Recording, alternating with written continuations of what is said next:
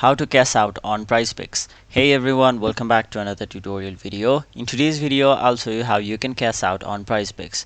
So in order to cash out or withdraw from your Prizepicks, what you'll have to do is first of all meet the playthrough requirement. Now what it means is basically, let's say you deposit $10 and get matched an additional $10 in promo funds. Now you'll have to play a total of $20 worth of lineups and then you are free to withdraw your winnings. So that is basically the playthrough requirement of Prizepick. Now once you've done that, you can basically move on with the withdrawal process or cash out process. So make sure you remember that you can request a minimum of $10 withdrawal. Now in order to withdraw, you'll have to first of all make sure you are signed into your account. Now once you're signed in, you'll have to navigate to the settings and then tap on the option view all options.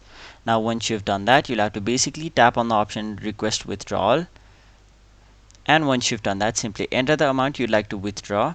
And once you've done that, if you qualify for instant withdrawals, it will automatically be transferred either to your bank account or your card.